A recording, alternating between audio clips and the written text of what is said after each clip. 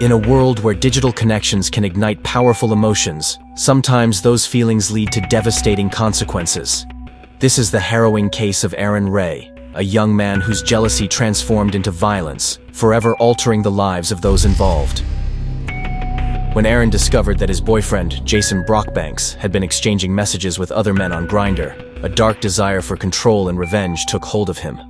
In a moment of rage, he took actions that would lead to an unthinkable crime.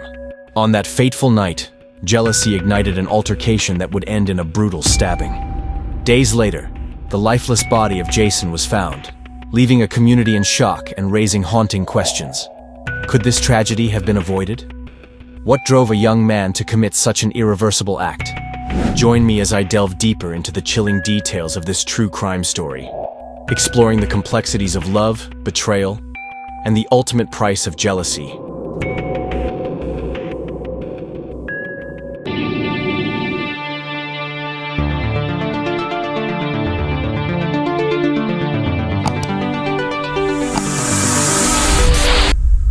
Before we begin, I'd like to take a moment to express my gratitude. If you're enjoying the content and wish to contribute to the growth of this channel, I invite you to consider becoming a member. By joining, you will not only be supporting this channel, but also gain access to some nice perks. For more information, please click the link in the description box.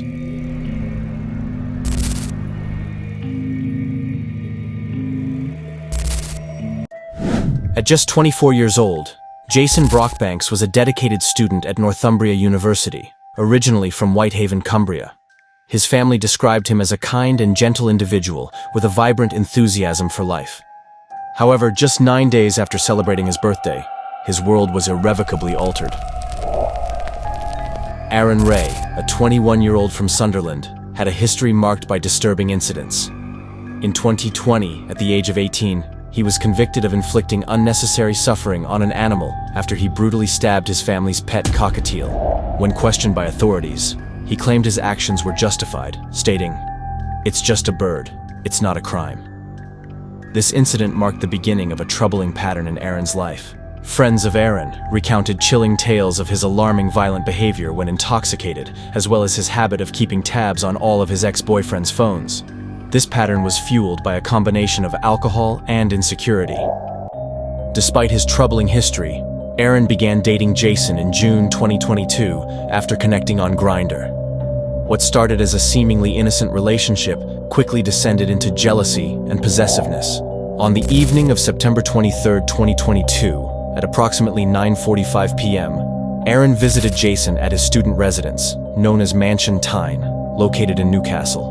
After spending a few hours in Jason's place enjoying some drinks, the pair decided to venture out for an evening in the city, intending to explore a few gay bars located in the Pink Triangle, Newcastle's LGBTQ+ neighborhood.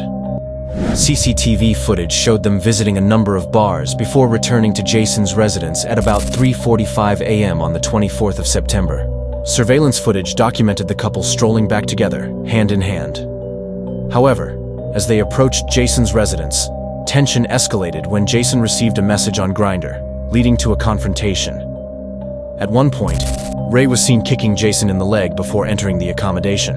Upon arriving at the location, Jason stepped outside for a smoke while Aaron took the keys and entered first. Once inside Jason's room, Unit 351, it is suspected that Jason changed into his boxers and went to sleep.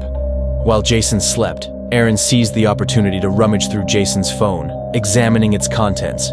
He uncovered messages from Grindr and unsettlingly started recording them on his own device as evidence. At approximately 4:15 a.m., Aaron headed to the communal kitchen, obtained a large knife, and returned to Jason's room. In a shocking act of violence, he launched an attack on Jason, inflicting multiple stabs and slashes to his back. Jason bled profusely from his injuries, with blood soaking through his duvet and sheets. He collapsed to the floor beside his bed, causing the duvet to fall and cover his phone, which prevented him from calling for help. Struggling to stand, he attempted to reach the bathroom but ultimately collapsed in the shower cubicle, succumbing to his injuries. Following the attack, Aaron returned the knife to the communal kitchen and then left the accommodation. He then walked to Newcastle Central Station and got a taxi to Sunderland, reaching his parents' house by 5 a.m. 3 days later, on September 27th, The manager of the university student accommodation received an email inquiring about Jason's well-being, as his parents had expressed concern. Upon entering his room, she discovered him in a state that unmistakably indicated he was deceased. On September 29, 2022, Aaron was arrested at his parents' home.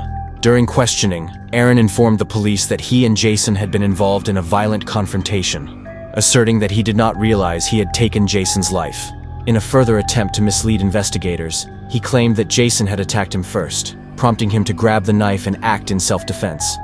However, his statements were inconsistent and contradicted the available evidence, leading the officers to see through his fabrications.